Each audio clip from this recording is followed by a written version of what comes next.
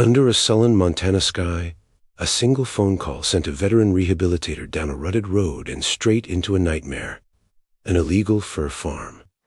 Huddled in a corner cage, a bobcat kitten no bigger than a cantaloupe, vibrating with a growl far larger than his body. Sarah Mitchell, a veteran rehabilitator who knows the rules by heart, loads a carrier and drives into a smell of iron and fear, and chooses to break all the rules that once defined her work. She would name him Gerald. Sarah decided to break every rule in the book. She brought the wild predator into her personal home.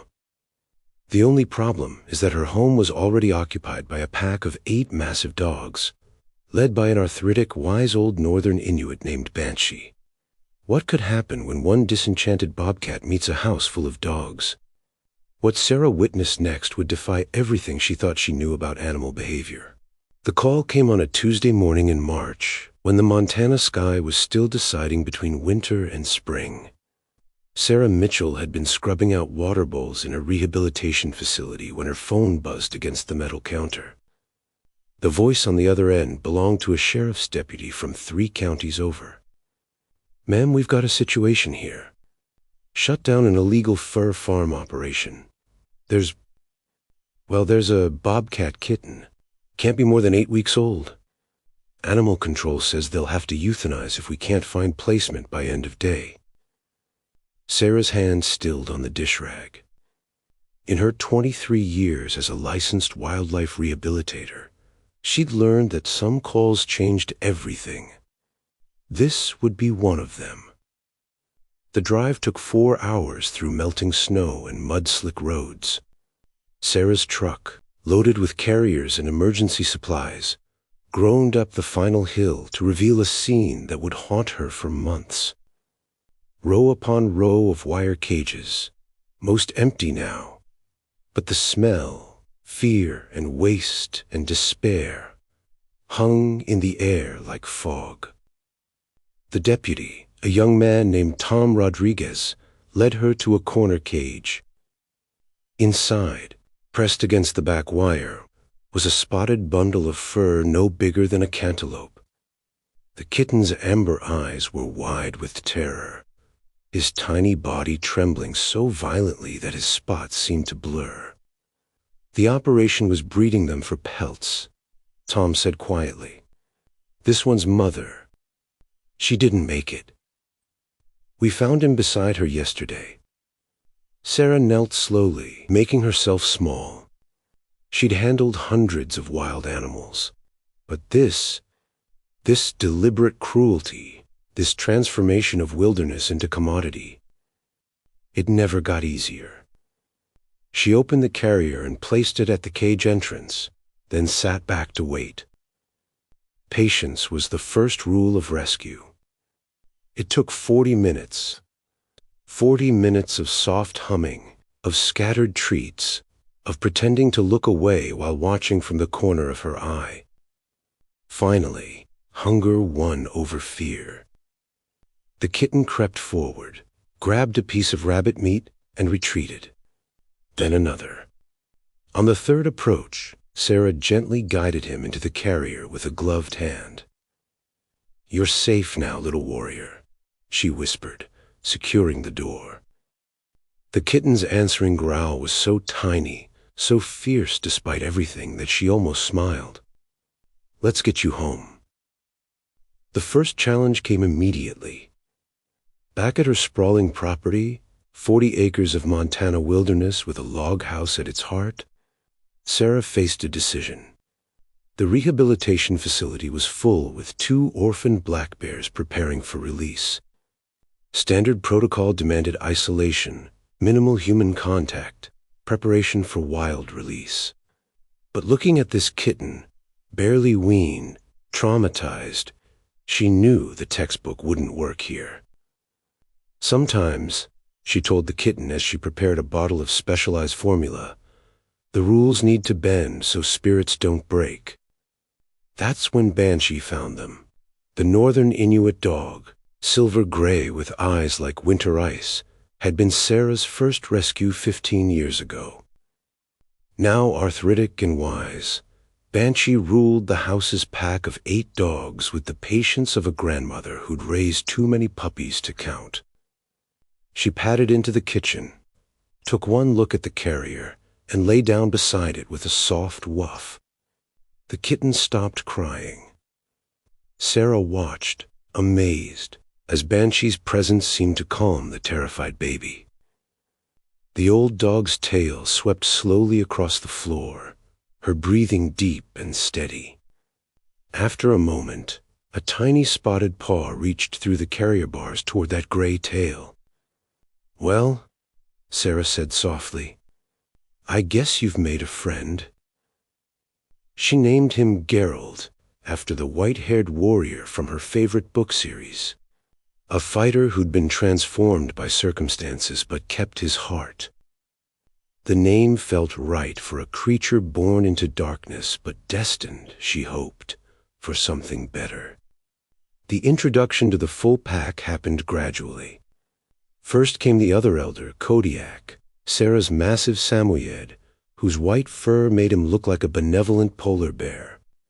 Then the younger Huskies, Storm and Thunder, brothers with matching black masks. Luna, pure white with one blue eye, one brown. Rebel, red and unruly. Shadow, quiet and watchful. And Mischief, who lived up to her name daily. Sarah had expected tolerance at best. What she got was adoption. Within a week, Gerald was sleeping curled against Kodiak's belly, the Samoyed's thick fur better than any heated bed. Storm and Thunder took turns carrying him around the house by his scruff, gentle as mothers despite being young males. Luna groomed him with the dedication of a cat, her pink tongue carefully cleaning his spotted ears.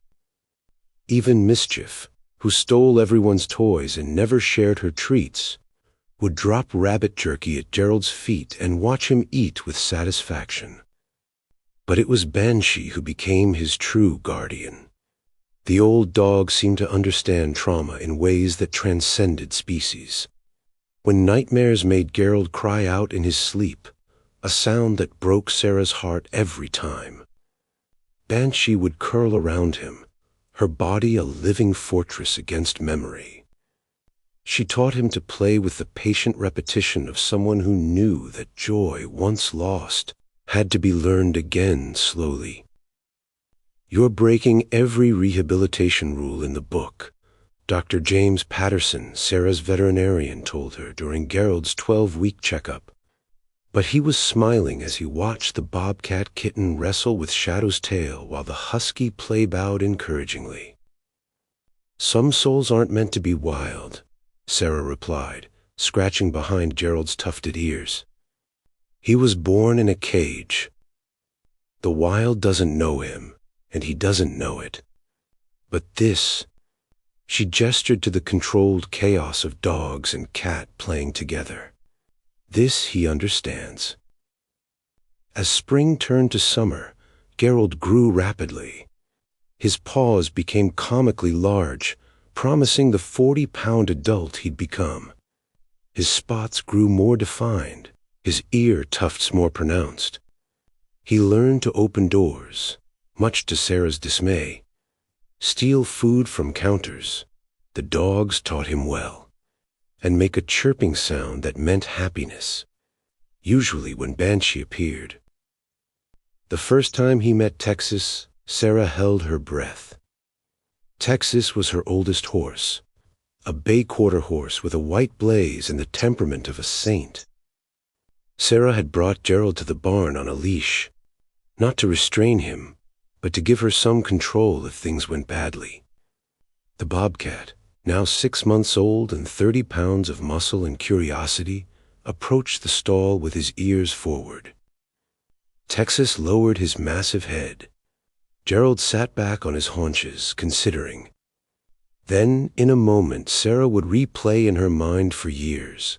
The wild cat reached up and touched his nose to the horse's muzzle. Texas snorted softly, warm breath ruffling Gerald's whiskers. A friendship was born.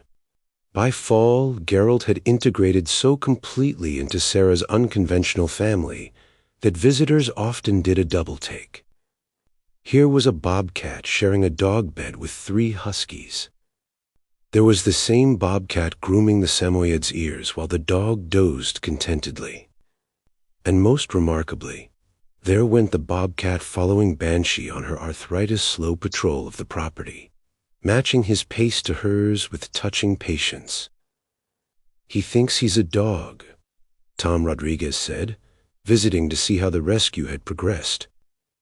He watched Geralt play tug-of-war with Rebel, the rope toy stretching between predator teeth and domestic ones. "No," Sarah corrected gently. "He knows he's a bobcat. He just also knows his family." Winter arrived with its usual Montana fury. Sarah had worried how Geralt would handle the cold, but she needn't have. The dogs had taught him about snow, how to bound through it, how to dig tunnels, how to find the warmest spots in the house afterward. On the coldest nights, she'd find all 9 animals piled together in front of the fireplace, a breathing tapestry of fur and contentment. Then, on a February morning that glittered with fresh snow, the phone rang again. Same county, same situation. The authorities had found another breeding operation connected to the first. This time, they'd rescued a female kitten, roughly the same age Geralt had been. "She's in bad shape," the new deputy warned. "Malnourished, infected eyes. The vet says she'll make it, but—" "Bring her," Sarah said without hesitation. They named her Balachka, Russian for little bun, because when she finally uncurled from her defensive ball, she was round and golden and sweet as pastry. Unlike Geralt's initial terror, Balachka's trauma manifested as withdrawal. She wouldn't eat unless alone. She hid under furniture. She flinched at every sound. Sarah set up a separate room for her, following protocol this time. But Geralt had other ideas. On Balachka's 3rd night, Sarah heard scratching at the isolation room door. She found Geralt there, chirping softly, the sound he made for Banshee, for family. Against her better judgment, she opened the door. What happened next challenged everything Sarah knew about bobcat behavior. In the wild, bobcats are solitary, territorial. But Geralt approached the cowering kitten with the same gentleness Banshee had shown him. He lay down a few feet away, purring, a sound Sarah had rarely heard from him. He waited. It took 3 hours. 3 hours of patient presence before Balachka crept forward. When she finally reached him, Geralt began brooming her matted fur with infinite care. By morning, Sarah found them curled together, Balachka tucked under Geralt's chin like she'd always belonged there. "You know," Dr. Patterson said during Balachka's first checkup, watching Geralt hover protectively, "your friends are right. You should have named her Ciri, Geralt's destiny in those books." Sarah laughed, but the truth of it resonated. Geralt had found his purpose in protecting this small, damaged soul, just as Banshee had once protected him. The pack's acceptance of Balachka was immediate and unanimous, as if Geralt's love was their recommendation letter. But it was the old dog herself who worked the real magic. Banshee, now 15 and moving like winter honey, would lie beside Balachka for hours, demonstrating through stillness that the world could be trusted to stay safe. Spring came again, and with it, transformation. Balachka grew into her name, round, soft, golden in the sunlight that she'd learned to seek out. She discovered play through mischief's patient teaching, learned to hunt toys from shadow, found her voice in harmonizing with the Huskies' howls. She even developed her own friendship with Texas, though she preferred to watch him from atop a fence post, chittering commentary on his grazing. The day Baloshka first played in the snow, pouncing with the uncoordinated joy of someone discovering happiness, Sarah cried. Tom Rodriguez was visiting again, this time bringing his daughter Emily, who wanted to be a veterinarian. "How do they not eat each other?" Emily asked with 12-year-old directness, watching Belushka and Gerald wrestle while Storm refereed. Sarah considered her answer carefully. "Love isn't limited by species, Emily. Neither is trauma. These animals, all of them, not just the bobcats, they've learned that surviving isn't the same as living. They're teaching each other how to do both." Banshee chose that moment to walk by, moving slowly but steadily. Geralt immediately abandoned his game to walk beside her, and Balakshka followed. The three made their way to the sunny patch by the window, where the old dog lowered herself carefully onto her bed. The bobcats arranged themselves around her. Geralt pressed against her back, Balakshka curled by her belly. "She won't have much longer," Dr. Patterson had said privately last week. "Maybe a month, maybe 2. Sarah knew. Banshee knew. And somehow, Sarah thought, the bobcats knew too. They'd become the old dog's most devoted attendants, rarely leaving her side now except to eat. On Banshee's last day, a soft morning in May, the entire pack gathered around her bed. Sarah sat on the floor, the old dog's head in her lap, while 8 dogs and 2 bobcats created a circle of warmth and witness. Gerald groomed Banshee's ears one last time.